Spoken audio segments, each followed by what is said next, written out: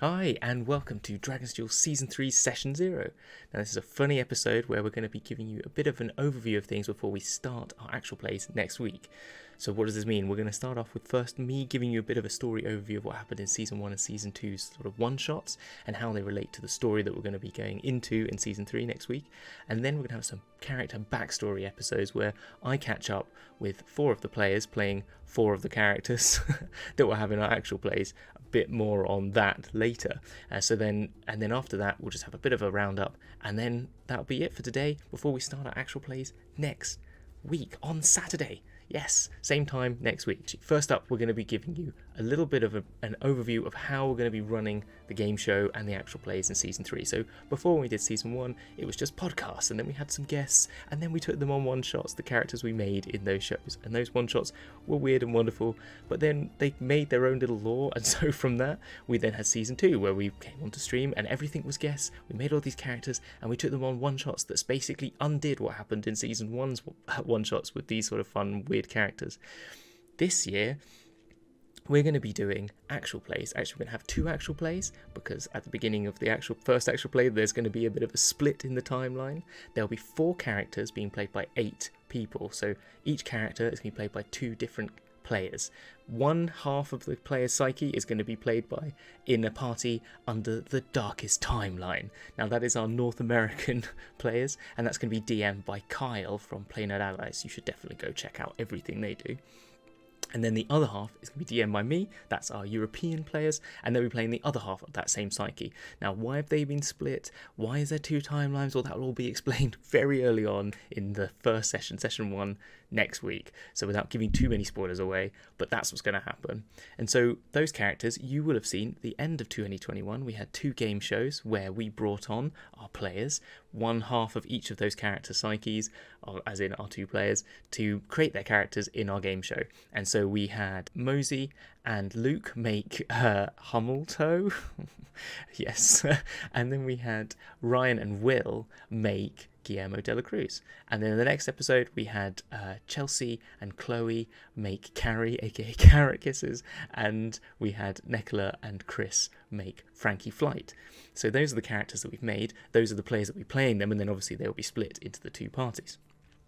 We'll be catching up with our European for halves of those teams later in our character backstories, and we'll be going through how those characters have come to be these ultimate warriors, and then how they end up in the situation that leads them to the split in the fabric. So the story. So first up then, before we get to that, I'm going to just talk about the story so far. I'm going to try and do this as quickly as possible. I have some help. I'm going to show you the YouTube videos. You can watch all of our one-shots on our YouTube channel. If you just go to YouTube and Google Dragon's Duel Dragon Reign, I'll put a link down here now. You'll see that now. But yeah, we'll be looking at them a bit now as I talk through the story, and you can see that it's worth watching if you have what are there? There's 7 episodes and they're about 3 hours long, so 21 hours free. Well, if you want to do that, I reckon we had a lot of fun. A lot of them were some of the best games of D&D I've ever played.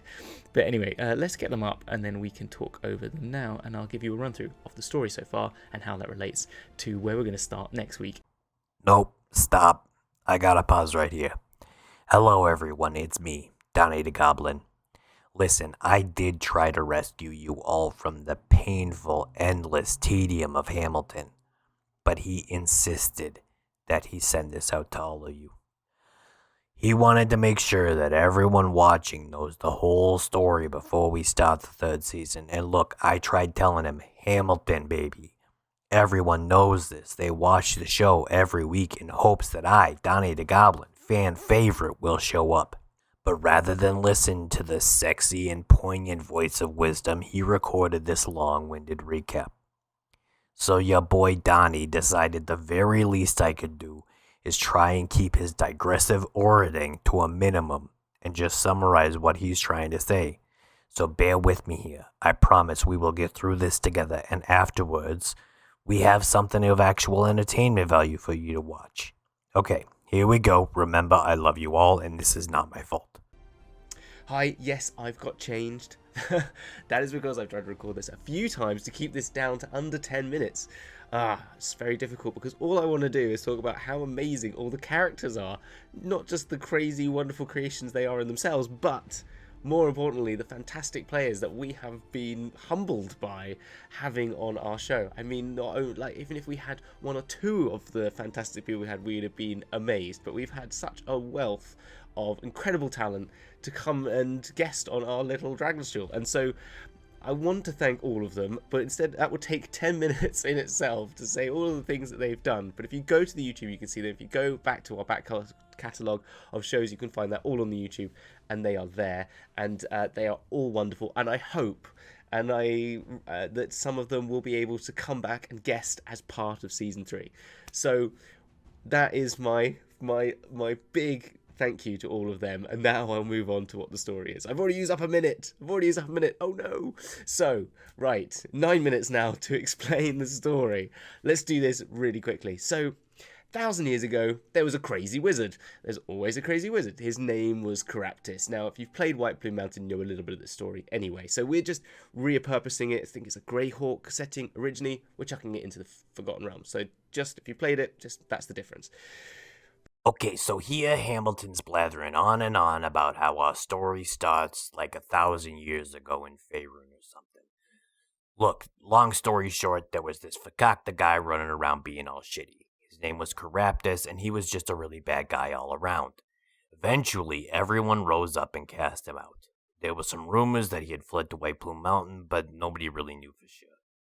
As time went on, after we had all forgotten about this old curmudgeon, he popped back up. There was a theft of some valuable artifacts from Stephen Rochester Jr. III. A dear friend of mine, actually. We go way back, but that's besides the point.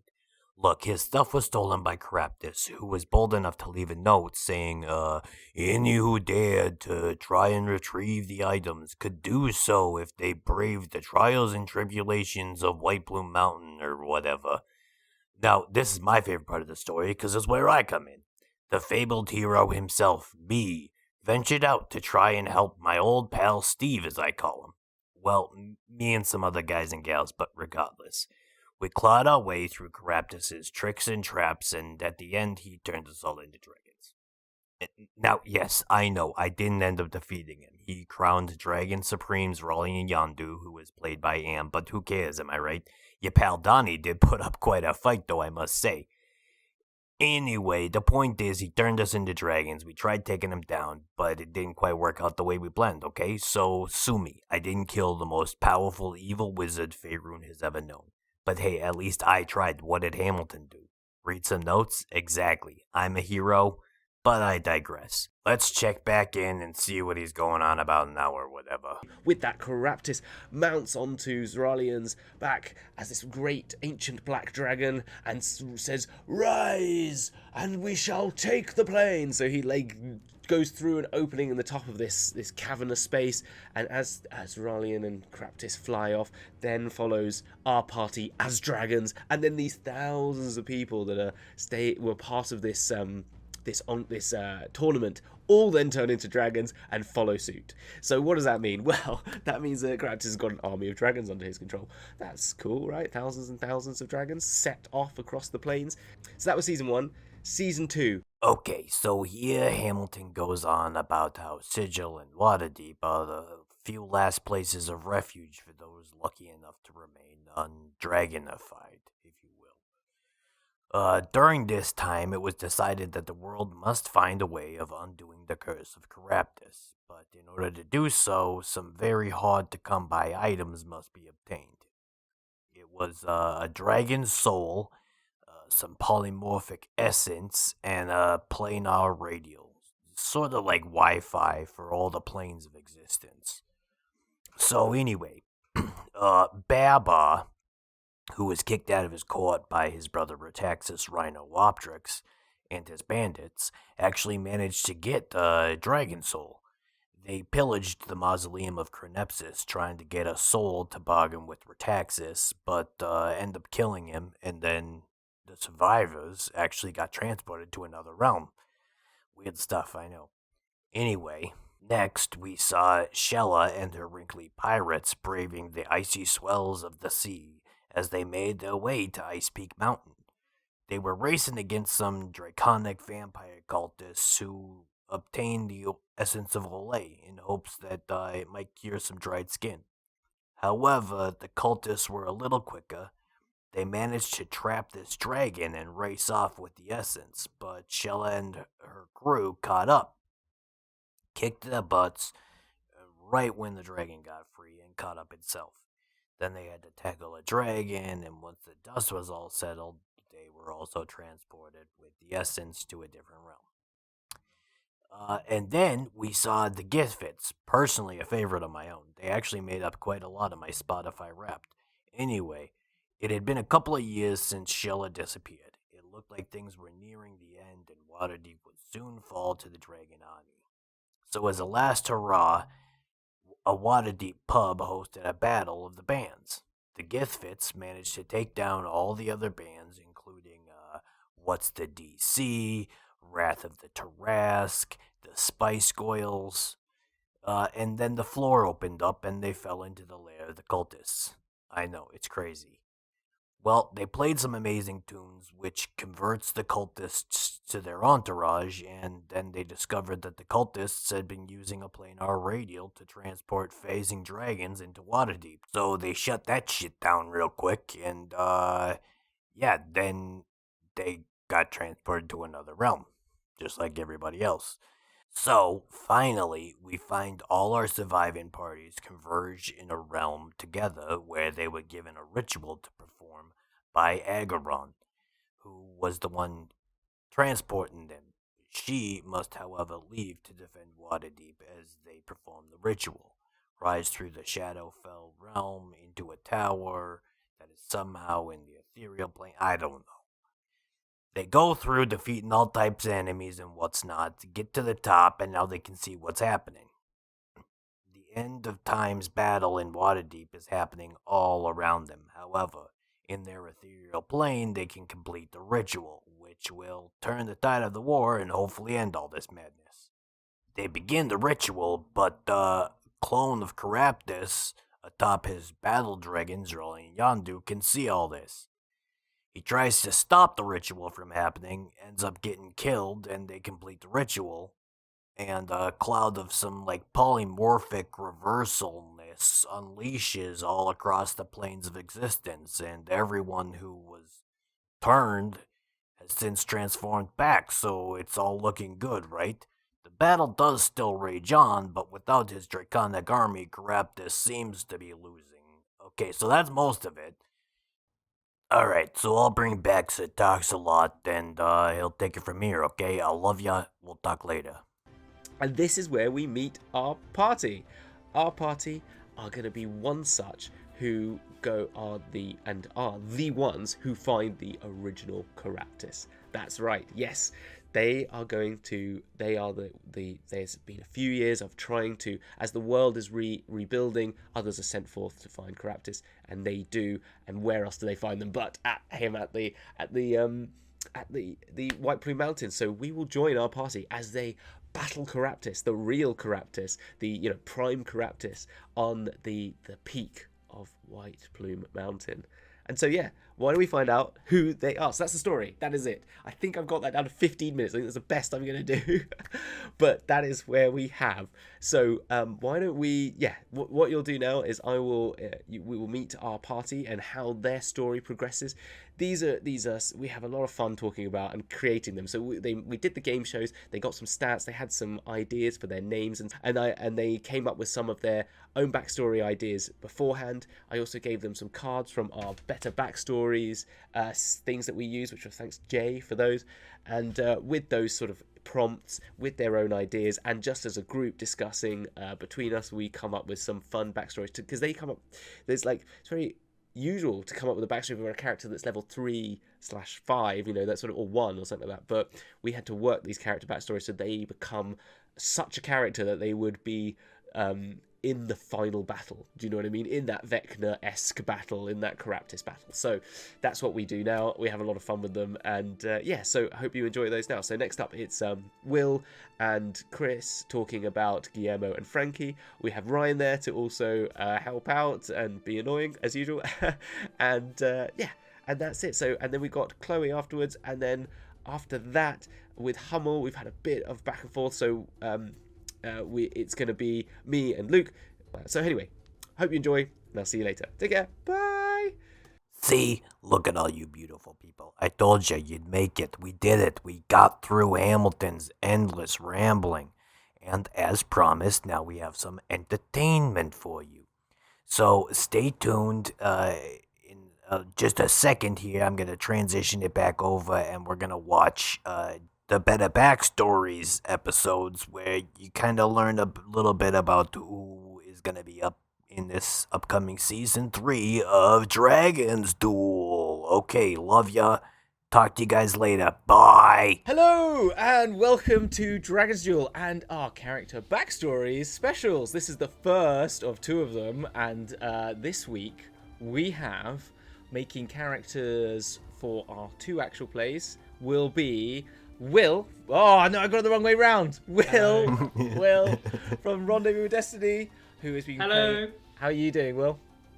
I'm great, thank you. Well, I've just moved back to my parents for the holidays, and the Wi-Fi is worse, and most things are. But that's fine. I'm all right. I'm here. You're surviving. You're surviving. I came back after the introductory stream, so that's got to be a good thing, right? That's definitely a win. We haven't scared you off yet. Yeah. That's already good. And you are making Guillermo De La Cruz as your character. That is your character. That's correct. Yeah, the Githzerai chaotic neutral druidic wizard. Yes. Happy with that? Very happy. Yeah. You Yeah. would have probably wanted more of a charisma character. Well, kind of, but someone in the party is already a bard, so in the interest of party balance, you know. Fair play. Yeah, a full bard. Yes, the proper bard. The proper bard. The proper bard. And then over on this side, we have Chris. Hello. Chris, how you doing, Chris? Hey, how you doing? Good. Doing very good. What are you doing today? Have you been doing anything fun? Anything exciting, or has it just been work? No, I was at work and waiting in for Royal Mail, which is always a delight this Always time of exciting. year. Yes, who didn't turn up until nearly 4 o'clock, but never mind. Naturally. When you're waiting, it's like watching water boil, right? Yeah. Yeah. Yeah, another fun day of working at home, sat in front of this screen, and now I get to spend my evening sat in front of this screen. Yeah. Oh yes. But this is much more fun. Hopefully, well, I mean, it'd be great if your work was as fun as this, Yes. but hopefully we would be more fun than your work. That would be depressing if we weren't. And so, Is that a good tagline for the show? we are more Dragon's fun Duel. than your Hopefully work. more fun than your work.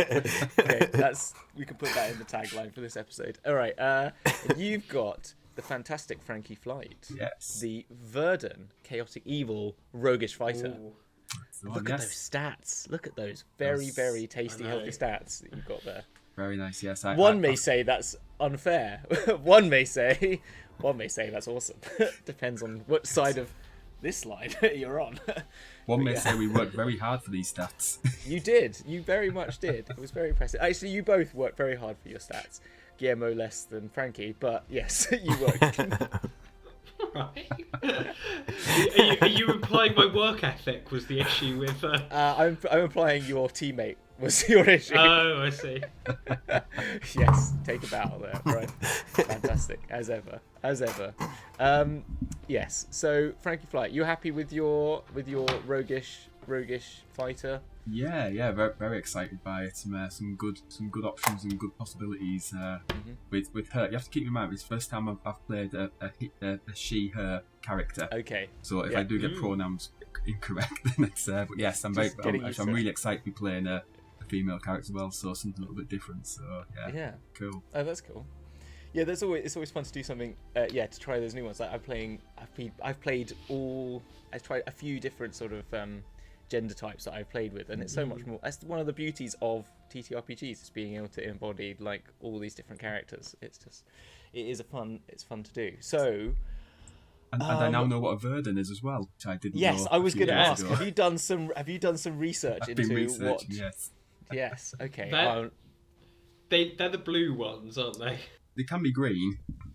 But Okay. Just like Okay. I think my favourite monster, and I digress, is goblins, and these are kind of goblin-esque sort of sort of humanoids, which is couldn't have picked them better. See, better I kind of race, really. always saw them as like the elf version of goblins. Like they're kind of bougie, and Yeah. that's just my opinion, though. So we were talking about Verdans. Apologies, everyone at home. There's a little brief interlude, but I did a little look into them as well. They're quite cool, aren't they? Yeah, they've got a bit of telepathy going on, and some real sort of exciting features, really. So it's pretty cool. So, right, with that then, we're going to be talking backstories and how you've created your characters. Now, I know that these people do know a little bit. I know it's been hinted at that these characters maybe have multiple ownership as we go through and forward. So What? What? This is the first time I've ever heard this. And so with that, obviously, I know that the other half of, not the other halves, your other halves aren't here, but you have well, okay, I know Guillermo's other half is here, but we'll just ignore that person because they're just annoying. But Naturally. you've spoken with your other halves, like Chris, you've spoken with Nicola about your backstory? Yeah, I've had some good conversations, and we've managed to come up with quite an interesting character on that, so yeah. Okay, cool. And I'm assuming you've had the unfortunate task, Will, of having to communicate with Ryan on a regular basis? By communicate, one of us sends a message and the other one replies 3 days later when they get around to it. So we're sort of communicating as if by carrier pigeon or possibly smoke signals. Okay, fine. Yes. We're keeping true to D&D by, delaying. Yes. Like any good, is it West Marches? Is that what it's called? Those sort of like online games where you text. Yeah, like play by post. Play by post. That's what it is. Yeah, PvP. That's it. Yeah, that's it. Yeah. Exactly. Okay, well, fine. Ryan is old, so he's like that. I am the same age. I mean, you're a bit older, but I'm a bit older. But and it takes a while when you type a message for it to go down like your cable and under the Atlantic Ocean. Yeah, that's true. That's true. So what I was going to do. So I've also going to let people know at home that I've sent you these cards, haven't I, to both of you? Have you used those cards, either of you? Yes, I'd say we've had a good attempt at it. Okay, cool. All right, so if I use those as a sort of like starting point, then I might just go through what I sent you. Now, so for everyone at home, these are these cards, the Better Backstories big bundle cards. Yeah, there you go. That we got sent fantastically from Jay from Better Backstories, and they're just quite fun. And we used them last season to help make some kooky characters. Now, last season we really relied on them because we tried to make characters quick and that were going to be in one shots. But because this is a bit longer, I wanted you to be a bit more free flow and come up with your ideas in advance. So I sent to, firstly, Will and Ryan. You got given hard time. You did some time in jail, didn't I? Uh-huh. Did you roll on that D10? There's a D10 list on there. Did you roll on it, or did you just choose something to go with that? I think it was more of a choice than. More of a choice. Yeah, that's fine. It's just that's the option. You don't have to. I'm not. You also then got denial. For some reason, your father has never believed you were his child. Whether it's true or not, he has never given you the attention, support, and inheritance he gave to his other children. That's quite a tasty one. Is that dun dun dun? Sort of. We've done a spin on it, but we've kept the core spirit. I would That's say. fine. Again, you don't have to. I'm just going to go through these, and then we can. All right. Then you had prophecy, which could be fun. Mm-hmm. Friends. You had like a good amount of friends or commitment, companions. Sorry, or like a sort of like a group that was like that you were a part of, and then a runaway was the other title you got. So those are quite fun. All right, we'll see what you've done with those in a minute, and then I'll just go with Chris. You had patron. Yep. You have or had an influential supporter. I mean, useful if you're a warlock, but there you go. To be fair, I know we're going to it, but we picked the name before we got the cards, and there's something on there that just sang to us. So yes, that was a very apt card. That one. Okay. Oh, good. All right, like that. Tragedy, like every good backstory, you got tragedy in there. Yeah. Sometimes bad shit happens. It says the occult. Oh, that's a nice one. I like that one. Oh, what was the Fantastic Frankie Flight a part of? And then obsession. Oh. Yep. You or a family member take something very seriously. And then explorer. Yes. and eager to travel. Okay, so those are the ones I sent you. Again, they're not set in stone, but they were just like little... What's good about this is just little things just to add into the mix that can just add to whatever you're creating. So why don't we start then with Will and Guillermo De La Cruz? Like, give us a little taster then of what you're thinking of for your druidic wizard then today. And feel free, Chris, to tell us if it's crap or not. so what? Just going through the cards, or just just what you think, what you built from that, where you went. What was your first thoughts when you thought, I've got a Githzerai druidic wizard? What do I do with this sort of thing, or anything you brought to the table beforehand? Yeah. So my thinking was that Guillermo, a character, is from a village nearby, which is ruled over, or part of a land that's ruled over by a vampire lord. Your choice whether it's a famous named one beginning with S or whether you think that's a bit ridiculous. Steve? I don't know Steve. Steve the Vampire. Steve the Vampire, yeah. Yeah, that's in stone now, by the way. Steve the Vampire. Brilliant. Steve the Vampire is the nearby vampiric lord who's ruled over this place for a long time, and his family for even longer. As a result of that, there's lots of half vampires going around, and there's magic in the soil, basically. Oh, okay. Also, as part of that, there's a lot of half vampires semi-turning other people into vampires, ghouls, just all sorts of bad stuff going on. Yeah. So it's very important for the ordinary townspeople who are in dominion to this vampire lord to understand how to stop this keeping on going and keep undead people dead and stop dead people becoming undead. Right. Okay. And as part of that, Guillermo from a very young age has sort of been studying to try and keep the barrier between life and death more present, which is why I was interested in, for our Druid subclass, for example, Druid of Twilight, I think is the Unearthed Arcana I sent you. Yeah. So that's the rough, very, very rough, like, backstory character pitch. Okay, so taking that on, so how has this... So you're in a Dread domain? Is that what you've grown up in? Yeah, so right, it's a domain of Dread. Okay, cool. That's fun. Let's try. Okay, we can work out a bit. Let's talk a bit about that in a minute. So you've got a Githzerai. So do you know how your Githzerai has ended up in this domain of Dread? I don't know much about a Githzerai at all, actually. Okay. Ryan, do you have anything you want to chip in here, or am I throwing? So I pronounce it completely differently because I'm American and that's how we do things. So I pronounce it Githzerai, but even though there's not an A, I don't know why. Githzerai. I know it's Githzerai, but like it's just what I do. It's just incorrect. Is it like Rari workout? America. It's just incorrect. So you don't know much about them, you were saying? I don't. So Ryan. I don't know if Ryan had any. Ryan doesn't really know anything about anything. Okay, so Githzerai, let's give you some lowdown then on some Gith. Right, Gith lore here. Do you know much, Chris? Do you know much about the Gith? No. Oh, only from Baldur's Gate 3. There you go, yes. Okay. Samesies. That's a good game, actually. So there is the Githyanki and the Githzerai, right? And so the Gith were one race together, like they were one like sort of conglomerate, let's say, and then there was a split in a belief system. Now I need to remind myself a little bit about this because before I start talking completely out of turn and getting it completely I seem to recall something about like Githzerai being more academic. Yeah. So they were a splinter group of the Gith, a race that... So the Gith had been, like, enslaved by mind flayers. I think there is some secret law. I don't know how secret... I mean, obviously it's out there on the internet. But I think there's a belief that Gith used to be humans that had been enslaved by mind flayers for so long that they got transformed. That's it. Sorry. So the Githzerai were basically disappeared into limbo and went and hid, whilst the Githyanki stayed on the astral plane where they could regroup, gather their strength, and fight back at the Illithids and conquer the multiverse. So the Githyanki are the more fighters, and the Githzerai are the more retreated and sort of preparing in limbo sort of people. That's what it's come from.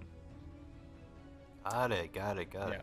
And so, but they are heavily divided between the two of them. There's not a lot of love lost between them. You know, there's not a great connection between Githyanki and Githzerai still, but that doesn't mean you have to play that. I'm just saying this is what's in the sort of lore. But yeah, so they're in limbo, Githzerai generally, but ending up in a dread domain, that can just happen. You know, like to anyone. Yeah. You wander down the wrong tunnel in limbo, and you could end up in a domain of dread quite easily. There's so many portals all over limbo. Surprise! It's a surprise! Surprise! Yeah, it's Surprise, you're in a dread domain. yeah, exactly. I mean, is it better than limbo or worse? I'm not quite sure. They're both pretty. Yeah, exactly. It's pretty much rock and hard place. But okay, so you've got your Githzerai. Do you think they were there from birth, or they've ended up later in life? Like, how old are they? Not me looking up how quickly Githzerai. Okay, Githzerai age are like the same as a human. That's Yeah. fine. Yeah, sort of late 20s to early 30s, I think, is sort of the fine. range I was looking for. And I think they intentionally, when they're like 15 or 16, decided to go I like. down a limbo tunnel and just go somewhere else. And Okay. Yeah. and he ended up in a dread domain instead, being Fair enough. basically enthralled to Steve the Vampire Lord. Steve the Vampire Lord. Are we sticking with Steve? Should we make it like more fancy? So it's like Steiv or something like that. So it's Stave.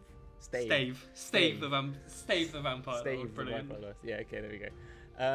Okay. Cool. All right. We'll come back then to Guillermo De La Cruz, and we'll move then over to Chris. Over here, this side. I got it. I was doing so well on stream when it was there and there. Now I'm getting it completely wrong. So, yeah, you've got your Verdan. So what's the sort of initial concept for Fantastic Frankie Flight? What's the beginning? What's the origin story? Yeah, the beginnings. We'd already sort of come across something that was we're quite humble beginnings, to be honest, with Frankie, who was pretty much discovered as a babe in arms on a roadside by a circus troupe. Classic orphan. You're an orphan. Yes. Who knows if we're an You're orphan a or rogue. not? But she did grow up in an adoptive family. Yes. The classic D&D start of the story. Yes, where, who are the true parents? You are playing a rogue. It's fundamental. It's fundamental. Okay, Yes. it's fine. Yeah.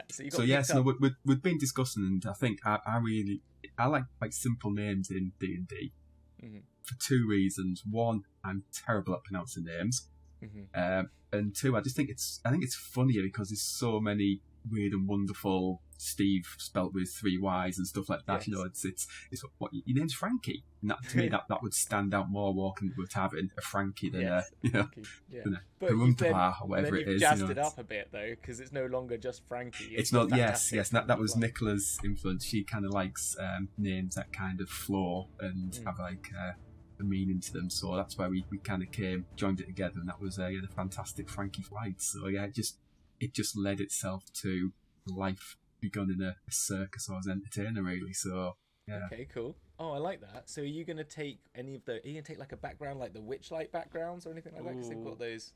You seen that one? There's a witch hand background, I think, in D&D Beyond. If I go to dndbeyond.com. dndbeyond.com. dndbeyond.com. dndbeyond.com. The show. Witchlight. I think there's a Witchlight hand. Yeah, that's it. So Witchlight hand. You crept in the Witchlight Carnival as a youth, anything like that. But it gives you, you get. So the carnival has born you to many fantastic worlds, circling back around to your home once every 8 years. That's one way. Do you know much about the Witchlight Carnival? No, to be honest, no. That's one not come across really. So I think we were just looking at the very basic for the player's handbook. Okay, fine. Really, so, fine. Well, if you're interested in having a look at that one, it's kind of cool because you get skill proficiencies and performance and sleight of hand. Sleight of hand, good for a little rogue. Yeah. Quite useful. Disguise kit or one type of musical instrument. You've got a 24 in charisma. That's gonna be good. You get some languages, but you also deck of cards, carnival uniform. But then you get a carnival companion. So this is something that you could just add on anyway. So you can roll a d8 on one of these over the years. You've earned this friendship of another carnival fixture. Consult the carnival companion table to discover whom or what you befriended, or you can choose an option. So there's like an old cantankerous witchlight hand, or a young impressionable person, or a performer such as this could be your mate basically, or a retired performer, an animal trainer, an old blink dog that like just blinks about, a sprite, or maybe like a magical wisp of light that follows you around, like in Zelda, going, "Hey, hey, listen!"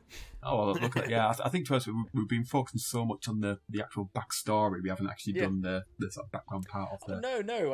I'm just putting this in there. No, just have a look at it. Witchlight one's quite fun, and then if you wanted to add it to the Witchlight Carnival or any carnival that you so wish, that's fine. But there's a sort of theory like that Verdan's being very sort of changeling, and where they are.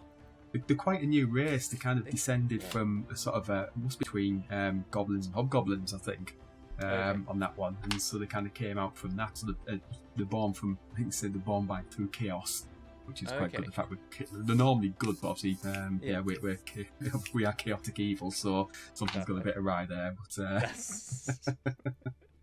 I mean, that's fine. That makes it more exciting. But I think there's something, I don't know. It just that sort of like they're like the sort of idea though, the sort of Witchlight being this very travels to all the sort of like different domains as well. It goes through to because it travels to different planes all the time, as well as the Feywild where it's located. So there's something quite exciting about that, and maybe that kind of fits very well with the sort of Verdan, sort of always changing, always wanting to be on the move. That really works well. Well, that does actually with the explorer tag as well and stuff like that. And from what we've actually written in the backstory, we've gone quite in depth on the early part of Frankie's life. Okay. On that of her adolescence. That might actually work quite well with that actually. Okay, cool. All right. Okay, back then to Guillermo. Hello. So we've got you as your Githzerai in your domain of dread. Yes. Yeah. So what happens next? What happens next with all these vampires? So immediately on popping out of the limbo portal into the domain of dread. To Steve's domain. Yes. To Steve.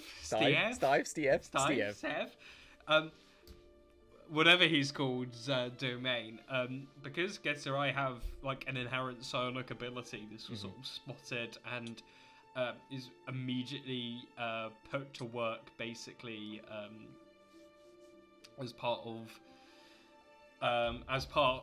of this dread domain. So using this magic ability, both to defend the domain from adventurers seeking to slay Stave, but also keeping thralls and food alive, more or less. So he wants to take out Stave or Steve.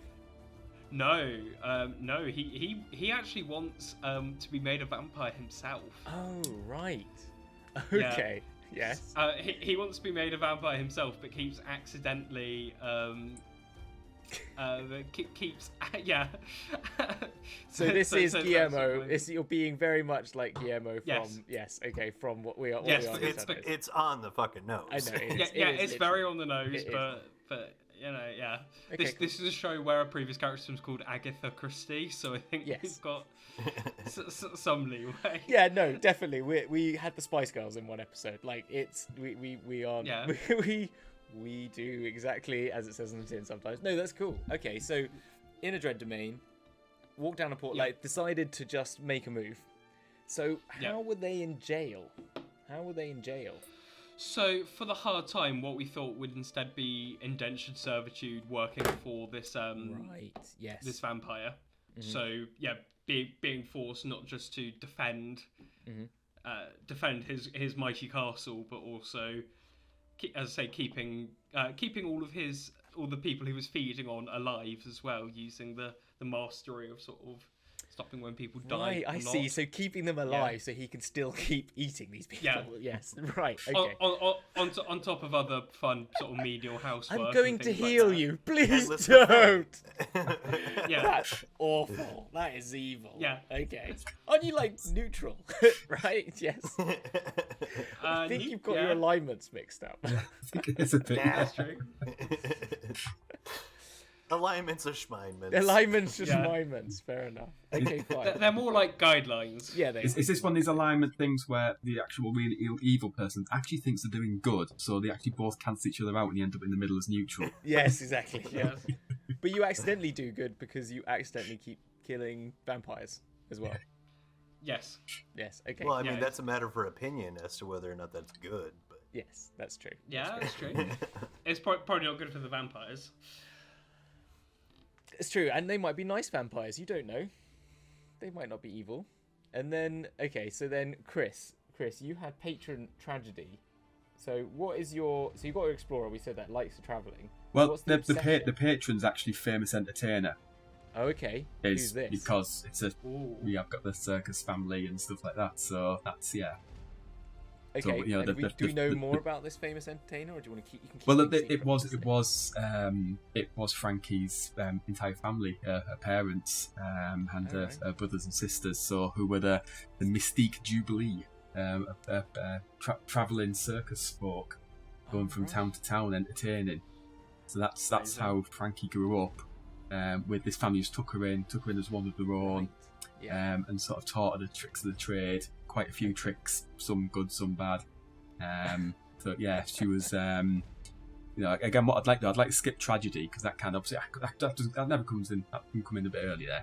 We need to move on a bit to come back to that. Okay, we'll come back to that. That's fine. Yeah. But that's fine. what we've taken a cult as it being the cult of the circus, really. Yeah. Okay. Right. So it's like the it's more like it's not just a family. It's It's a family. because not only were the travelling families, and you know she was almost used as a stooge because she's incredibly strong for her size and for being a female as well, which is incredibly sexist from these local villages they were going to. She was put up to basically arm wrestle punters for coin. Mhm. So you'd have these big burly farmhands that would come and pay a silver piece, try and arm wrestle her, and then obviously she would just take them down and for the, it was a chance for winning 5 gold pieces if they beat her. And she was undefeated. So that's one of the reasons she was fantastic Okay. on that. Yeah. But as well as doing that and the sword tricks, she was also the family had a bit of a darker side. So in the second part of the act, while the parents were then doing magic tricks and things like that, the Yeah. children were all off picking pockets. Right. Yes. Classic So, move. yes, the classic, yes, clear the town out. While they're all having fun and getting drunk and going around and pockets being picked and so that was the other part of Frankie's training. Right. So yes. Okay. So trained pickpocket, trained performer, trained arm wrestler. Yeah. Did they do any sort of acrobatics? Was they sort of with the flight? Yeah, That's there what I was a bit wondering of with tightrope Frankie. walking and Feels like- the sort of bumps up together to make triangles and all the usual kind of things. So the first part of the act was very much the children warming up, the patrons coming along, drinks and food flowing, and then the adults come in for the serious part of the second act. And while they're all distracted, then the kids all scatter amongst the crowd and pickpockets. And so they were travelling along. So did people then once they left realise? Wait a minute, where's all my coins gone? Yeah, Hold on that a was second. yeah Wait a that second. that was so yeah it was never visit the same town twice. Yeah. On that one. I suppose part of the occult, part of being wanted and being part of the family as well. So the family always treat Frankie as one of their own, never indifferent, but she used to get sort of quite, when she was in the younger days, because with Verdan as well, the staff, until they get to a certain age or level, they start off as a small creature and then they become medium, so she was always short for her age, and she was always very conscious that she was being pointed at and looked out at, so she actually started, when she was very young, she started wearing bandanas to cover her ears and started powdering her face to try and make herself blend in with the rest of the family. Not because the family wanted her to, No, she was just conscious when she was going to these towns that people were staring that she was different. So again, as part of being in this cult of a family, she was trying her hardest to blend in with them as well, to sort of she appear didn't have her human. own one as well. Yeah, to sort of Which feel like... again, if the disguise kicks in with the witch light, would matching perfectly. Okay, yeah, that 'Cause- makes sense. Okay, yeah, So yeah. her family then are they all? Are they just a human family? Yeah, Is that they're all humans. So yeah, there was sort of mother, father, and 2 brothers and 2 sisters. And Okay. And was it a big? Was that just the carnival? Was just the family, or were there just other? the family? Yeah, other yeah. It was just a travelling troupe and little yeah, troop. Okay, yeah. right. There's So a like pull up in a couple of wagons. Yeah. Spend one day unloading all the stage and building it all up. Perform for a couple of nights, and then the last night they'd hit them hard and be off by dawn. How did Frankie? Is Frankie still? How did Frankie end up leaving the troop? Well, that comes into the tragedy aspect of it. So what happened? Yeah, what happened with this one is one day they're in a little village somewhere, doing what they normally done. Things have been going well for a few days. Word had got out that this fantastic travelling Mystic Jubilee had come to town. So by the third night, more crowds would come in. There was not just the locals, but a bit further apart. And Mia, who was Frankie's younger sister, accidentally sort of tried to pickpocket the wrong perp. And this perp turned out to be quite a sadistic baron of that one. And the family, she was caught on that, and the family were all caught and basically were executed, were hung for stealing by the full family. However, Frankie was still in there, and the only way she actually escaped is she washed off the powder from her face, took off the bandana, and basically sort of to prove that she wasn't part of this human family. Right. And she's still haunted to at this day was the look in the faces of the family when she disowned them and said no, that they're kind of nothing to do with me. That is tragic. It's like, no, this isn't. Never seen them before. I'm just passing through here, sort of thing. Yeah. And, wow. Cranked that to literally, it was like they're just like picking pockets. Right. Okay. Let's new territory here. Right. Okay. Fine. With that, I mean, that is what a tasty bit of story though to deal with, like in terms of just what a character you've got there, and how long do you think it's going to be? Because that happened. How old were they when that happened then? So on that one, she would have only been in like her early 20s, so she'd only just sort of reached sort of adulthood on that. And and I think that was her kind of. Obviously, I think at that point she was probably very chaotic. I don't know if she'd be chaotic, but neutral, or she might have been even evil, lawful almost, because she had a code. She stuck to the families, had that code and going through, and obviously that was that kind of snapping point in that change to send her a bit more down that darker path. And then really. with that, she sort of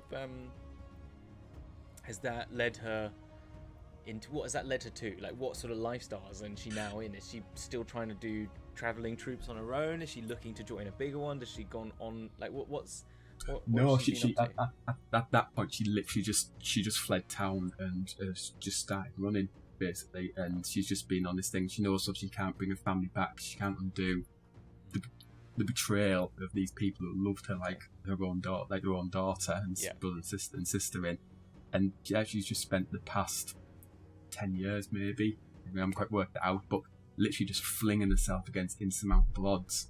And I think that's where the fighter part of has kind of come out, and she's just constantly just trying to, again, whether it's a death wish or something, just literally trying to fling herself at stuff. But then at the same time, she sees something quite shiny and nice, and can't help but maybe old habits die hard. And but again, from there she's been studying. When he goes into the occult, she's been studying that sort of thing to sort of start using a bit more sort of magical powers as opposed to just a brute strength. I see. So because the thing that we're going to do, because you've got a backstory for like a good level 1 to 3 character. Yeah. But you've got to remember, this is the thing, and I'll move back over to Guillermo in a minute, but the thing is we've got to translate that person that you've got now to someone who would be a hero of Faerun in some respects. Do you know what I mean? Because they are going to be, the first thing they're going to do, we're going to see them do, is fighting the biggest wizard in the world. So how we're going to try and figure out how we get from spoilers that we haven't even recorded yet. Yes. But yes, but it's going to be very obvious because that's the end of last season. So like, I'm just saying that's that is for you. We can cut that bit a bit. We can cut a bit, but the thing is that we're gonna have to. What were the thing before we even meet you? So this is like character pre-gen. Do you know what I mean? This is not pre-gen, but like you're like, let's start an adventure. But then I'd love to know how their story translates from that to becoming one of the greatest adventurers in the All of Faerun. So that would be fun. Okay, so Guillermo. that's the next phase of the story, I think. Yes, exactly. Yeah. So Guillermo, so you are fighting vampires. Not fighting vampires. You are fighting off. You're keeping people alive for your vampires. Your mate Steve. Yeah. And although fighting off vampires who fancy a quick snack, you know, in the hallways, things like that, I'm just very accidentally throwing them backwards onto like a statue that's holding a steak or something. And and just or like you accidentally cast it. You can cast sunlight, can't you? Yeah. Yeah, so just accidentally casting sunlight. Just accidentally cast sunlight, yeah, exactly. All just sorts. mucking about with, like, thinking, I could do with, like, I want to read what's in this room. You cast light, and instead of casting light, you just cast daylight, and then suddenly, you're in the corner. Oh, fuck. Sorry. Oh, this plant is looking kind of sad. Let's just... it needs a bit of photosynthesis. Just poof. Yeah. Oh, Bill. Shit, Bill. Oh, crap, what am I going to do with Bill? Yeah, okay. Or accidentally, growing some garlic in the scullery and all that. You know? This is my grandmother's recipe for spaghetti bolognese. Yeah. Exactly. Fantastic. All right, that's awesome. So you've gone from Limbo. What do we know? What was the early days of Limbo then? Do we have any idea what you might have been doing there? The early days of Limbo. I answered the last one. Ryan, do you want this? Yeah, go on, Ryan. Do you want that? Well, I feel that kind of ties into the next card. Mm-hmm. Yeah? Which is? Wouldn't you agree, Will? I would agree. So, our next card was Prophecy. Yeah. And we chose 2, which was Ghosts. Option 2, which was Ghosts. You firmly believe in ghosts and will let anyone who asks know that you have communicated with multiple ghosts in your life. Okay. So, yeah, I mean, I guess during Limbo, one could argue that being in Limbo is effectively talking to ghosts. Yeah, essentially. It's a little bit it's a little bit ghosty. Limbo is more of like nothingness land, isn't it? It's a lot of just like swirling energy.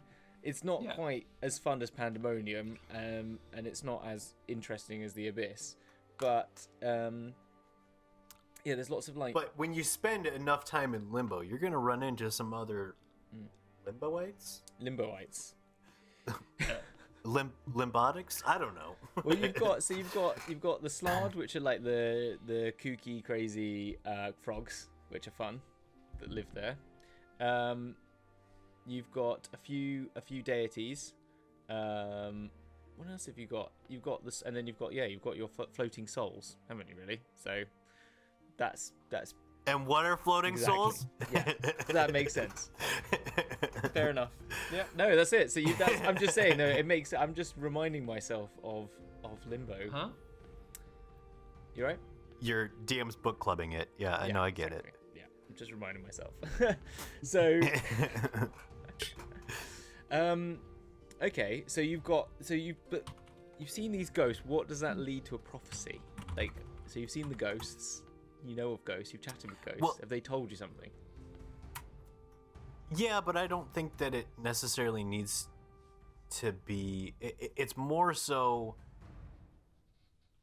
It is more so just the knowledge of, there is afterlife, and so even though atheism is very, I don't know why atheism is frowned upon within D&D. Like, no one ever plays atheistic characters. I think I've read before that people say, like, if you're an atheist, you just don't believe the gods have power, like real power. Like, they have power, but like they're just really super powerful mortals. Like, a wizard can cast wish, right? So like if you're a level 20 wizard, you can cast Wish. Well, I think there's the theory that, well, they're not actually gods. They're just super powerful mages. Do you know what I mean? Or super powerful beings, but they're not necessarily like the creators of the earth or creators of the world. So it's sort of that. So it's not like atheism, like there are no gods. It's more like they aren't gods is more the point.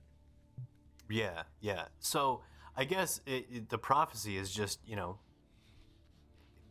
being very cognizant of the afterlife, having spent so much time. Okay. All right. Cognizant of the afterlife. And also here's a wild suggestion. Having seen how he's going to die, but not exactly sure when it happens. Right. Okay. He just knows that he's going to die. Yeah. And that's why he's trying to become a vampire, because he doesn't want. He wants to put that off. So that he can get around having to die. That's even better. I like that. Yeah. Okay. That's cool. Yeah.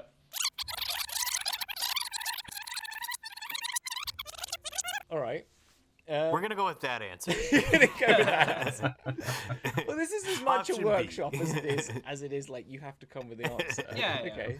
All right. Fine. Okay. So, Stevie.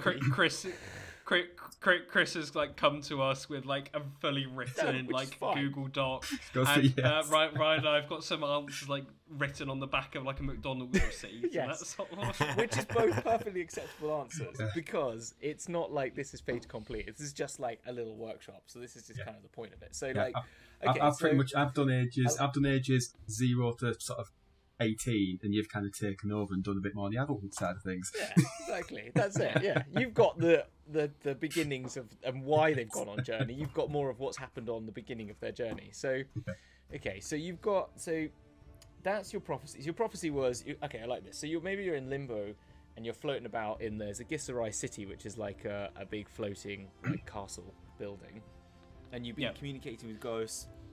Been out one evening, is there's evenings in limbo, out of an evening having a stroll, and a little ghosty comes up to you and tells them maybe it's sort of like a swarming thing. I can imagine like they get caught in like a gravity well, because there's lots of little weird gravity going on in limbo, and so maybe they just get like whisked up, and that sort of like pulls them around, and all these ghostful figures like sort of flowing into them, and that sort of like overloads them with information, and then they have this vision of their death. Do you see what I mean? So they're just sort of like floating in these like that sort of plane, and at that moment they're then sort of transported into this death domain, like this dread domain.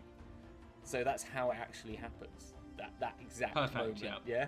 And it's sort of go on. No, go ahead. So I was just going to say that like maybe that's sort of the portal in itself was the overwhelming like feeling of dread through all these like ghostful, like if you that whole idea like a ghost goes through you feel like sort of cold chill. It was like overload on that, and that's why you sort of passed through into it, and then sort of landed there. But then it was maybe fortunate that it was sort of the vampire. I mean, maybe you could take it that. I mean, well, we could take this either way. I'm just thinking like that. Maybe this feeling or this vision of death maybe isn't real, and maybe is a part of this Steve's sort of like charm effect. It sort of like gives you this vision of death before you enter their dread domain, so that you feel like I want to survive death. This desire for undeath is actually put upon you through that transition. Do you see what I mean? Does that make sense, Chris? Yeah. Chris is looking confused. No, I'm just taking it all in. That sounds. Yeah. So that's kind of like awesome. their trick.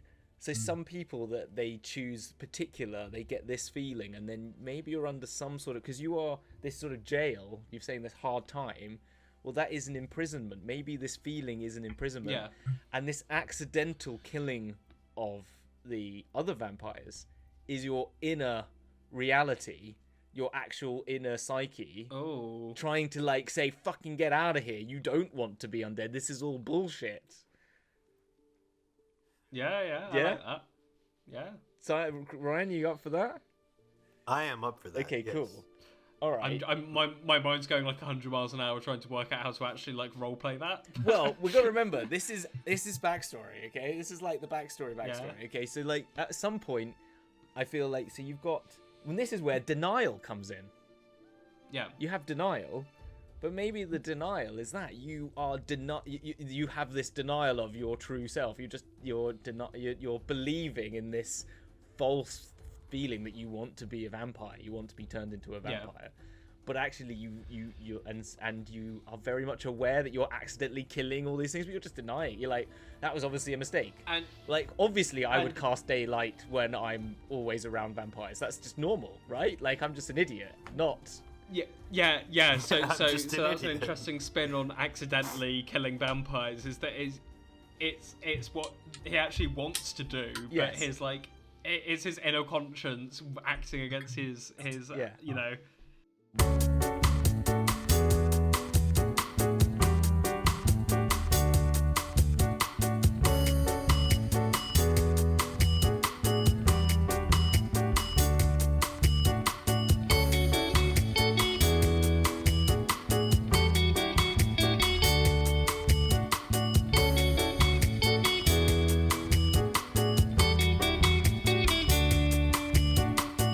Okay. We'll cut it out in post. It's fine. It's post. Thanks.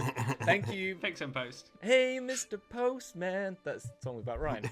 So, right. That's got to be your new server nickname, Ryan Dragon Tamer Postman. Yeah, exactly. The Postman. Actually, one of our Postmaster when General. we started, we came up with Postmaster Dragon. Postmaster Dragon. Please. Nice.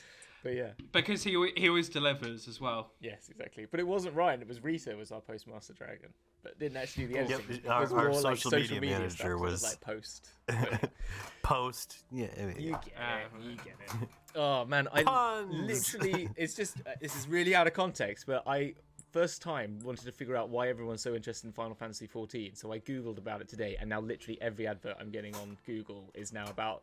By Final Fantasy 14. That was a dumb thing to do. I literally was like, why is everyone back into this 8-year-old game? So I was like, I better Google this and see what's what. Because like I was talking to Dick Dynamite the other day and he was playing it and I was like, why are you playing this all the time? And so it's always really cool new one. So I thought, I better Google it. And I was like, now literally it's my ads. Thanks, Google. Anyway, that's really not important. We can cut that. We'll cut back in now. That's what we'll cut back in. So yes. Right, so yeah, Guillermo. So under this sort of spell, denying the fact that they've got this in a thing that is trying to kill all these vampires. Yeah. So you've got friends and run away left, right? Yes, for friends, the friends idea I had in question is an adventuring party who force their way into the castle on a quest to slay Stave. Yeah. Stave. I like Stevie. Steve. I think Stevie's a good name now. I'm gonna go. I'd like slay Steve. Stevie. Yeah. And basically ran into Guillermo busily, I don't know, tidying up some of the leftover bodies from the night before or something. Yeah. And were convinced that they were in the process of rescuing him, with Guillermo kind of trying to sort of usher this adventuring party out so they didn't get killed, right. And sort of accidentally murdering a few vampires along the way, keeping this adventuring party alive. Keeping up the ruse that he thinks he's keeping up this ruse. Yeah, exactly. And they keep trying to recruit him, and he doesn't know why he can't say no to like going to these adventuring meetings, like planning their great assault into the castle. Okay.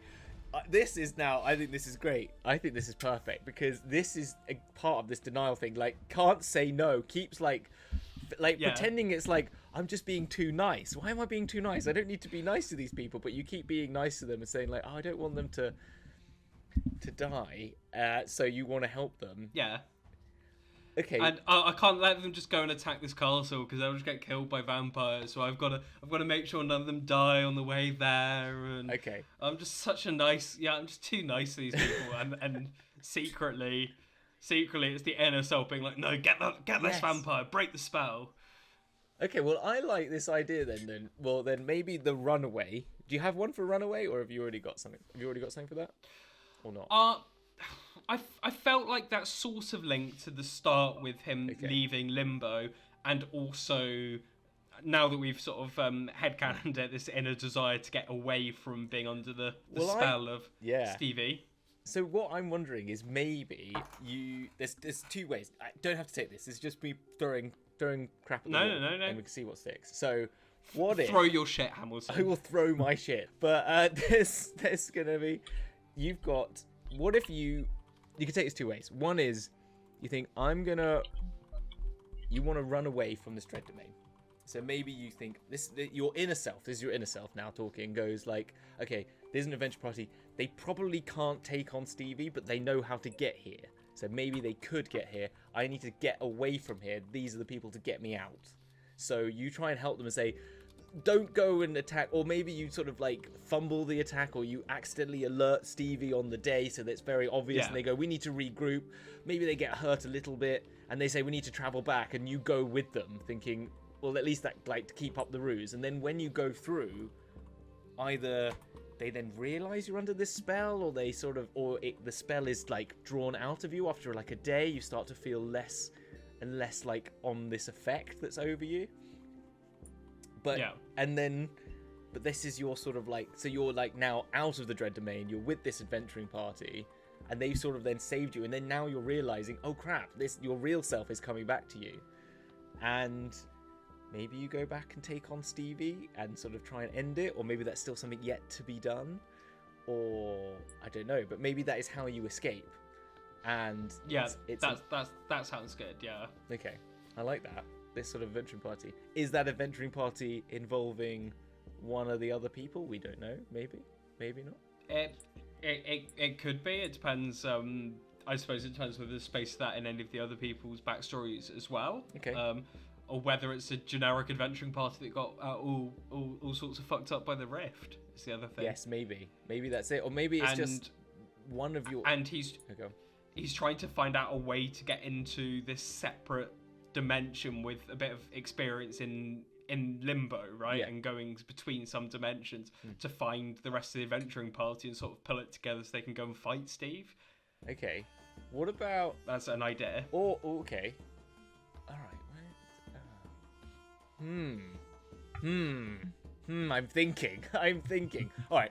We're gonna go over to Frankie again. Okay. Whilst I let my subcortex part of my brain think about that in the background, and I will talk about Frankie. Okay, so Frankie, your family are all dead, which is great.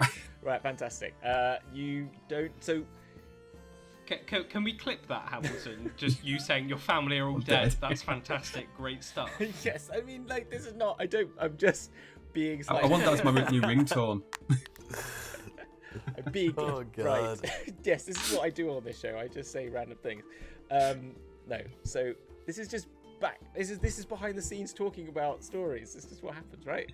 No, I was joking. So so what happens next? Like, what is so they've gone off. They're on the run. Where do they go to? Like, do we have a location in Faerun? Do we have any idea or inkling of any areas, or do we chuck some at you, or have you got any like? Yeah, I'm not quite sure where she's gone off to. I know she starts going down a bit of a rabbit hole, and she starts. I know all of them. She starts to dabble in the arcane, which is to be fair, what we've accidentally, I think the background we've created. And the stats we've rolled, we've inadvertently, what I think is we've created Loki, is pretty much where we're going with this. It's so it's going to be like an arcane trickster rogue who's good at fighting as well. You're correct. And we're chaotic evil, so there's no an real wiggle room family. really. Adopted family. Dead family. And we've pretty much created Loki, so it's going to be. Okay. I don't know where she's going to go. I think we need to work on that. And if I give you a suggestion. Just give you a suggestion. Something that speaks to me both highly of the arcane and of sort of roguish characters is Luskan.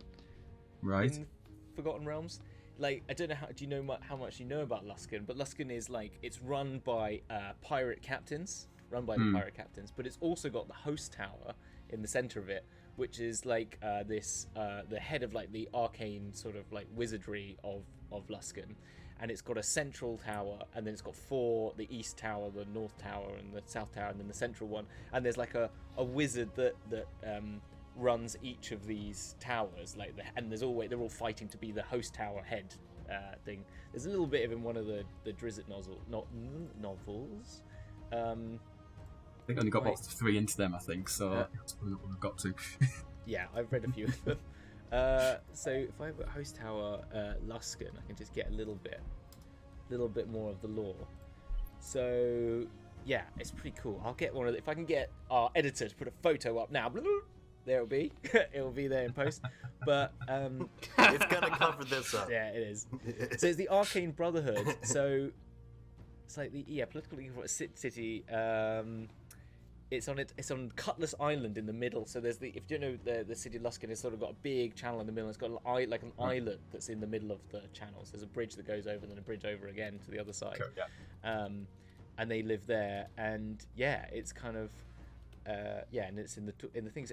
That could be something like maybe I went to Luskan because it's sort of pirates and roguishness and sort of like it's a free city of like, you know, you want to get on a ship and go run away and be sort of one of millions or hundreds of thousands. That's pretty much it. It's just she kind of ran away, and then a skill set sort of leads herself to stealing things, to fighting. So she kind of went where her talents could be, where she could kind of blend the background and also sort of get on in life and sort of create a new life and around people that aren't going to kind of shop her out to the Baron who's going to try and kill her if you have found her.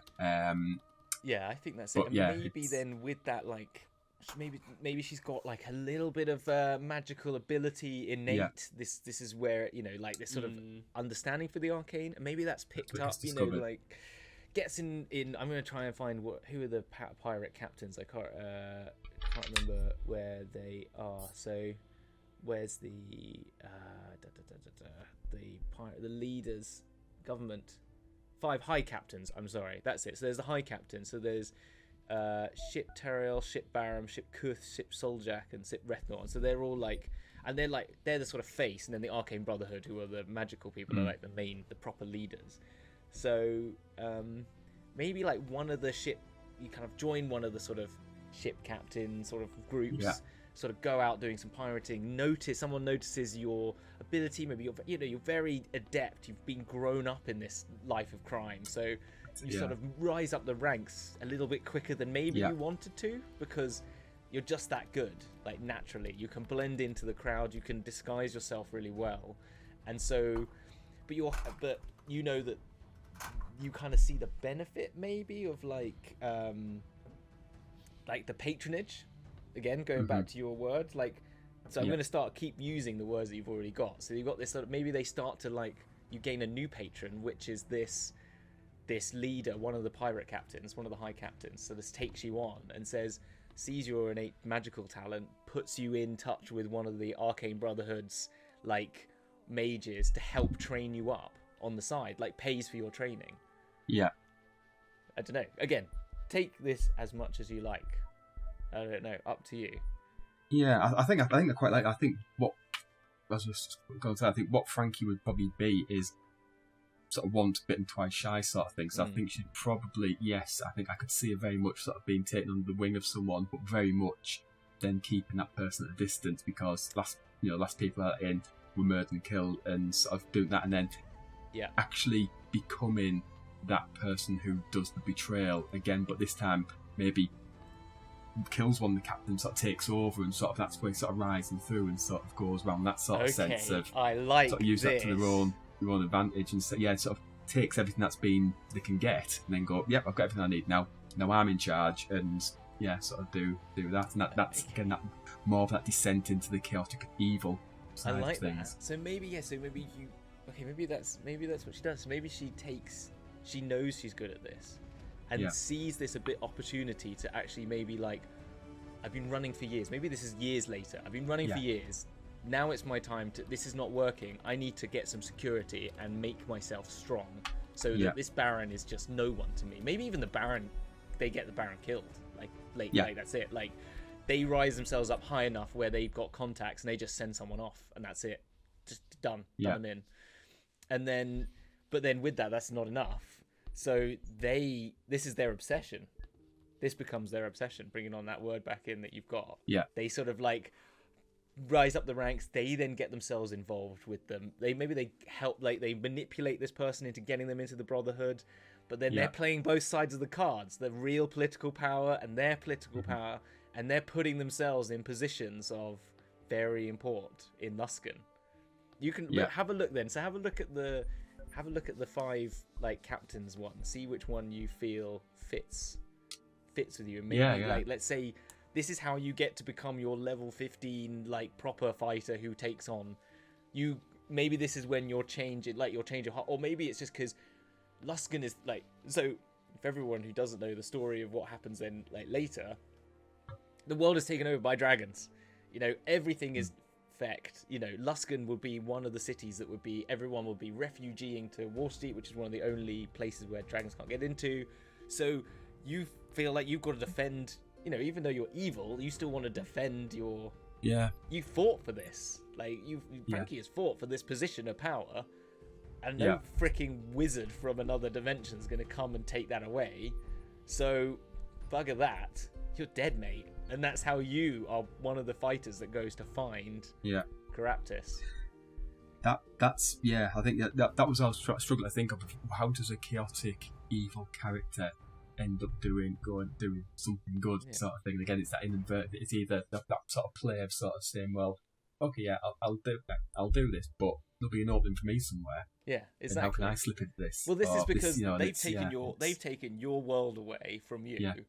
And even though you're evil, doesn't mean you have to be like horrible. It means that you're it's that moral. You're doing it for your own interests. You don't have to be a piece of shit. But it's also like you were happy with the stages. There's sort of like you want to keep your empire going or whatever it is. Yeah. Like you know. So and to be honest, that's what I was thinking again with the almost like the Loki sort of thing. Because again, he's a value, but he'll sometimes do good things, but then try and twist it around. So even though he's doing a good thing, it's for his benefit as well. So and that's what I'm. This is your ultimate power. What's it? His purpose? What's he called? Not ultimate purpose. What's he called? What's his saying? What does Loki say? Loki purpose. This is what I don't even know what he says. He always said glorious purpose. That's it. Glorious purpose. Yeah, glorious purpose. Glorious purpose. That's it. Yes. Yeah. So okay, but no, that's cool. But yours I think yours is more like theirs is more like I'm divined this. Like Loki has that a bit of that sort of, you know, the world is mine and it should be mine eventually. Whilst Frankie's like, I've worked freaking hard to make this mine, and I'm not letting it go for no way, no how, no idiot, no what. You killed that Baron who took my family away. And maybe anyone that ever got in your way in the past, you just like, that's it, snuff them. Yeah. And anyone who gets in your way to the top, you've just made your way to the top with whatever you needed to do to get to the top there. Like whoever needs to get killed, got killed, sort of thing, or something like that, or paid off. Yeah, not to go too far into more pop culture references, but like Game of Thrones, where Arya's just got her list of everyone that's ever wronged her, and it's like, I'm gonna come back and make sure you die one day. Yeah, well maybe that's it. Yeah, exactly. So that sort of fits, and so that's when Caraptis comes along and becomes the top of your list, and we'll see. Okay, I like this. This is cool, right? And then your whole arc will be: do you stay chaotic evil? Let's see how this turns out. Well, that's it. Yeah. Okay. I like that. I like that obsession a bit more than one we'd come up with. One we'd come up with was basically just for very metagaming purposes. We're going to go for they love architecture, just to wind you up on a constant basis. So you kind of go into the room and sort of write and investigation. Oh, you see a chest in the corner. No. These beams. What timber they're made out of? Do it. You can have that as another obsession. I'm happy with architecture being your other obsession.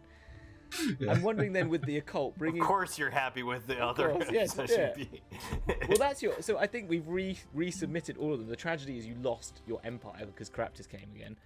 I'm then wondering. The explorer is always so. That's your obsession is getting them back. The occult then. Maybe you dabbled a little bit then in a bit of occult stuff as well. I'm just thinking like to get to the top. You've dabbled with the mages. Maybe you've also dabbled in a few bits of. Going to hags maybe, or going to demons, or making some, nefarious sort of like other patronages to sort of maybe give yourself benefits. I don't know. You can work that in if you like. I'm very much seeing now the Frankie's journey is once she's had that initial tragedy in life, she will go anywhere and do anything to get to where she wants to go. So if an opportunity opens up, no, no matter how, yeah. Okay, well you can feel that makes sense. All right, okay, cool. So back to Guillermo then. So Guillermo has escaped. Guillermo is now living a life that they now realise they've been trapped for. How many years do you think they've been stuck in this domain? I think at least a decade, if not more. Okay, fine. So that's, I mean, for someone who has a humanoid lifespan, that's probably their 20s gone, let's say. Is that what you were saying? They were in their 20s when they start, so they've just lost that decade of their life to now realise that. So what have we got for you? I mean, God, Hamilton, imagine not being in your 20s anymore. Fuck you, Will. I'm hanging up. I mean, I did architecture degree. I was in jail for most of my 20s, so yeah, exactly. I can totally relate, Guillermo. It's fine. But yes. Okay, so what? I'm trying to look at other things that maybe came. So you've got your friend still. So what? I don't then think you're going to be necessarily friends with Frankie Flight, but maybe you could have a crossover at some point. But I'm saying, like, that's not your adventuring party that's going to save you. It's not going to be Frankie Flight, I don't think, because doesn't sound like their character. But no, but you've got this. Do you think then? So I'm trying to think if there's anything that comes up, and maybe there's a new prophecy portrayed to you afterwards, like as a sort of like, oh yeah, or maybe you go seeking one, like. There's this sort of desire that you had a purpose. Do you know what I mean? Like, you had a purpose for 10 years, and then suddenly you do not have a purpose. Yeah. And so maybe you go start to see... There's bringing that denial. You can't quite accept that you don't have, like, a glorious purpose. And he just has, like, basically a midlife crisis. Yeah. Just sort of wandering around. Like, stream on Twitch. What am I meant to do then? Yeah. Sorry, I had to just put that in. Brilliant. Yeah, okay. So what do they do? Yeah, literally just wandering around,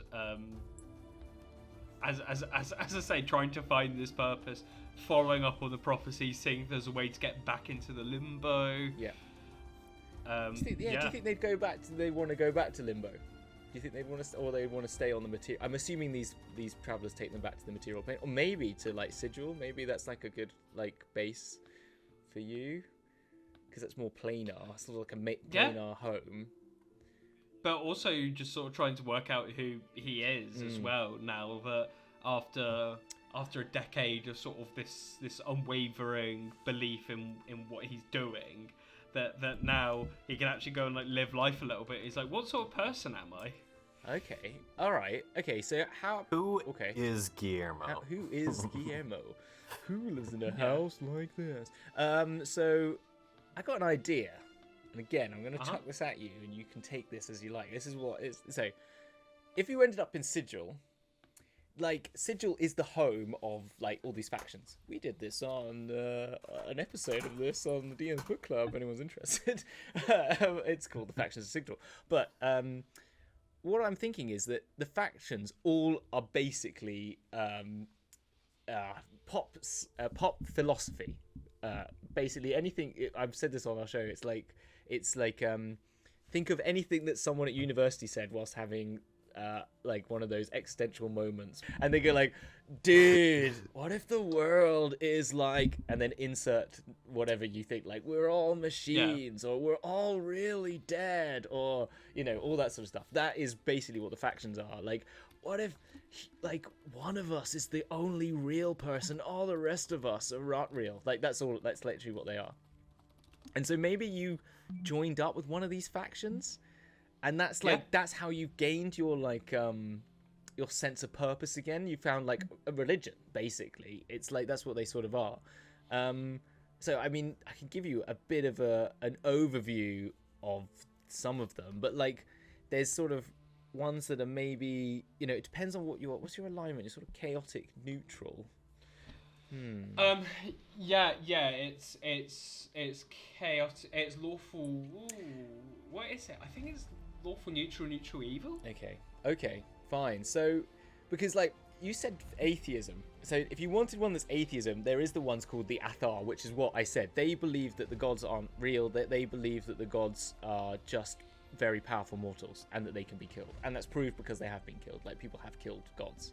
So that's sort of one of them. And that's sort of their belief, is that they just have this to prove publicly that there's gods that are fake, to destroy their influence, and to basically to part the veil of the unknowable to glimpse the true idea. So they want to find what true divinity really is. So that's like one. If you wanted to go down that sort of atheist, I don't know, you brought that up, but I didn't know if that was something you wanted to go down, which could be that sort of like rejection of philosophy, of prophecy. Yeah. Maybe that's one route, is like, this prophecy I had like led me astray for 10 years. I don't want anyone else to go under that sort of illusion or something like that. I want to prove that all of it is fake. Like, that life that I had for 10 years was fake. Do you know what I mean? That could be one way of going at it.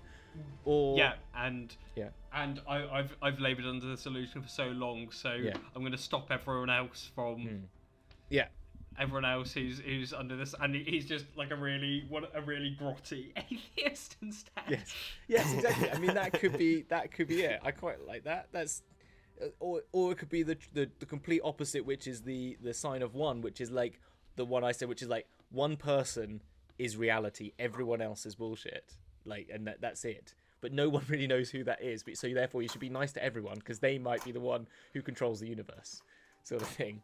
And it's kind of have like an more interesting philosophy. But that could be the sort of like, if you wanted to believe that he was like the one, or like, fuck it. There's loads of them that are like, fuck it, the world's bullshit. Like, there's chaotic ones which is like anarchy rules, or there's more like chaos that like there is like anarchy, like ordered anarchy, or there's complete anarchy. And then there's more ones which are like, we just need the world to die, so let's just help it along, or we're already dead.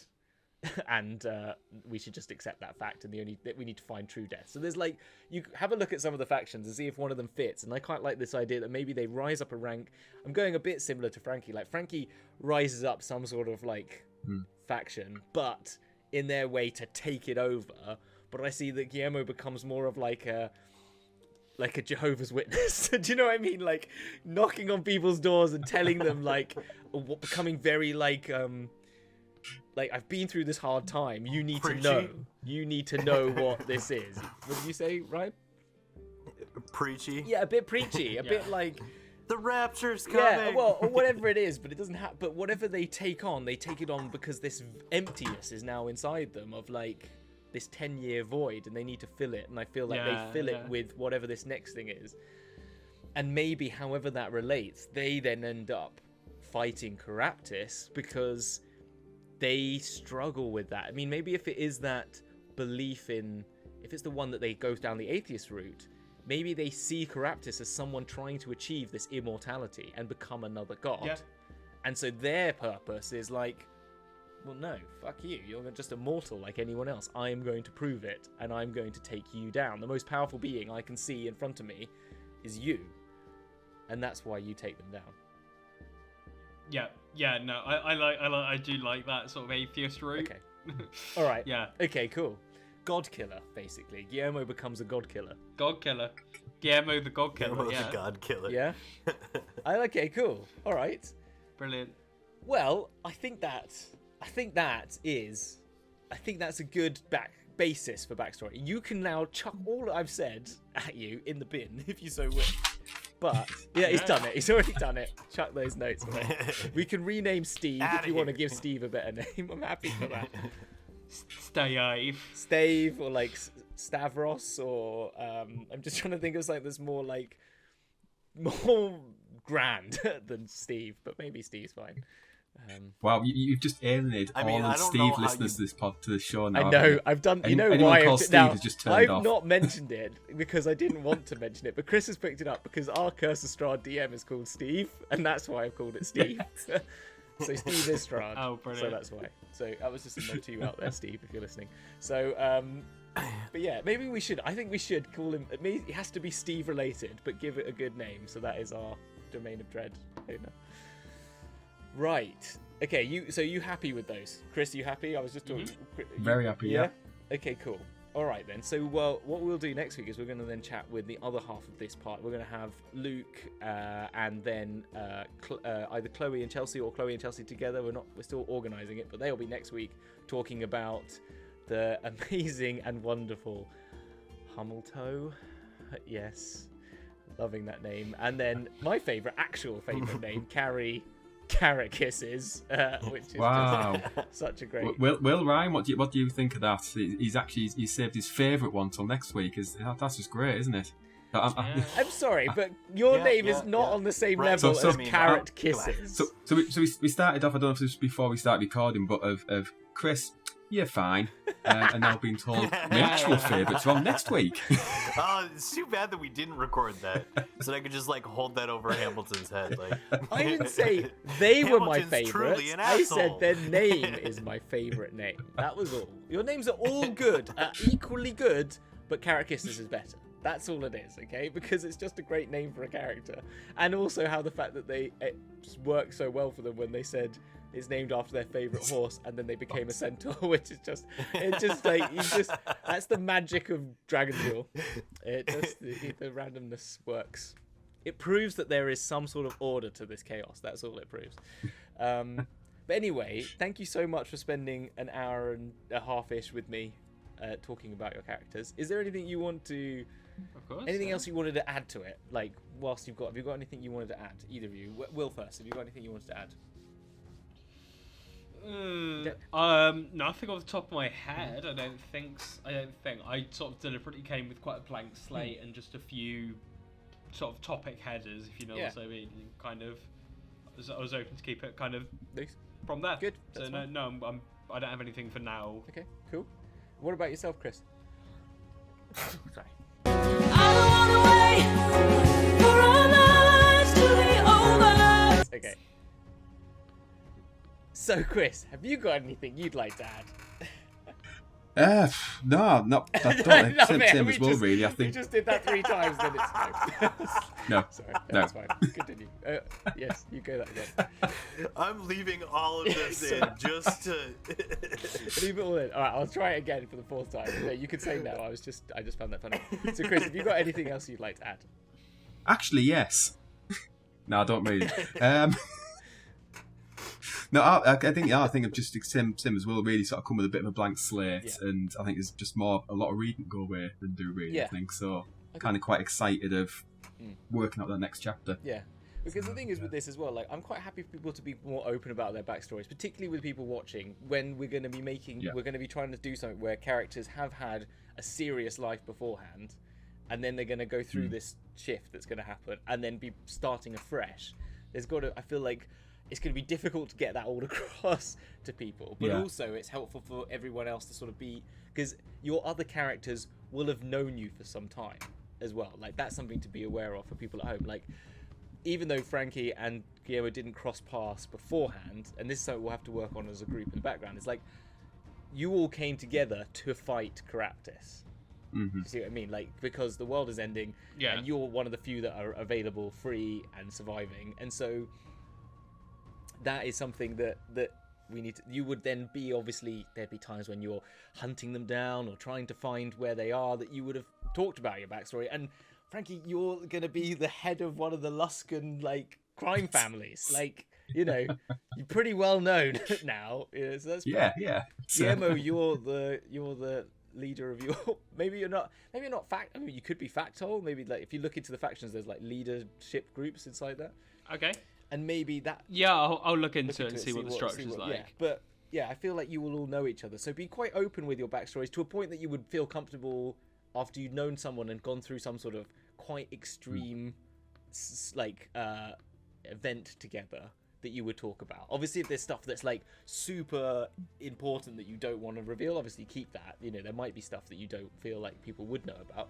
Frankie might never have told them about their time in the carnival. That might be too tragic for them. They've kept that completely secret. I don't think we go around. Yeah, you wouldn't be going around big badge saying I abandoned my family. No, or she say wouldn't be going with big. So, yes, but it might be something that after a few drinks and after years of traveling, trying to find Caraptis, this could have been this has been a war of attrition for 30 years or something like that. So there's a long time that it depends when when you got involved in this fight, because this time's a bit funny. But let's just say like there's a decade of hell that's broken loose, but it might only be that you've all banded together in the last 3 years or something like that to try and take on Krampus. Okay, yeah.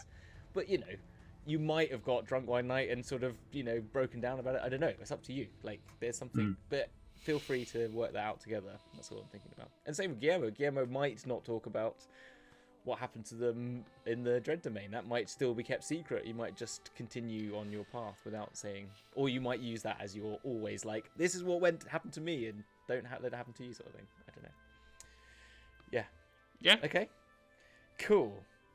All right. Before my computer crashes again, let's say goodbye. So, first up, Will, where can we find you on the internets?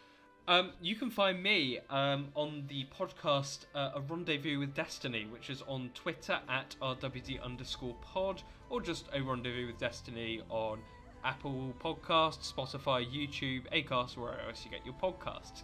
It's an all LGBTQ actual play TTRPG podcast where we play a game system called Scion by the Onyx Path. We describe the game a little bit like a cross between American Gods and Percy Jackson. It's good fun. You should come and hang out. You should do. 100% should do. That's where you can find me. You should do. Okay, that is Will and all the fantastic things that he does. What about yourself, Chris? Where can we find you on the internet doing? I just wish you'd went to me first, if I'm perfectly honest. You can find me on Twitter, Borough_brick_road, if it's underneath on Twitter, or on Instagram, or Goblin Paint Job. Yeah. I am not part of any other You don't have to be. podcast or streams like that. So yes. Stuff you That's the requirement. Yeah. It's required, yes. 4 You have to things. be on 4 things. Dragon's Duel is popping that cherry for me. No, exactly. But you can find yourself here on Dragon's Duel or wherever you I'm find here on Dragon's Duel, yes, exactly. and check out the Discord. Yeah, Yes. and chat in the Discord and go see all your paints that you do, which, as you said, you do on Instagram, but also we chat about it in Discord. Join our Discord. We do, yes, yeah, definitely come on the Discord, yeah. And you can also find there, unfortunately for everyone, Ryan, we can. What do you do? What do you do, What do you Ryan? do? Just explain What yourself do here. you do, Ryan? This is where he's going to edit So, some really what- bullshit thing right now. Where he's going to take the piss out of me. What Ryan does is Everything. he strives for videographic and audio perfection, Strives. which is made extremely difficult by a certain individual that lives in the southwestern area of the United Kingdom. You all know him. You all hate him. Hamilton! This is what, yeah, exactly. And you'll now edit some really mean thing in now where I've said something stupid or something like that, I imagine. Oh, yeah. I have recorded all of the stupid things that you've said, and I'm just waiting to mash them all up into just... Right, okay. Well, thank you very much, all of you, for joining me for this little thing. There'll be another one next week. Wait, there's another one of these next week, basically. We can learn more about these characters because then when we can start our actual play in the new year, we can get straight into it. And you know all about these great and wonderful people. So we will see you next time with Luke and Chloe and hopefully Chelsea as well, and depending on time, but we'll see you then. Let's just say bye before I do anything else. Bye! Bye!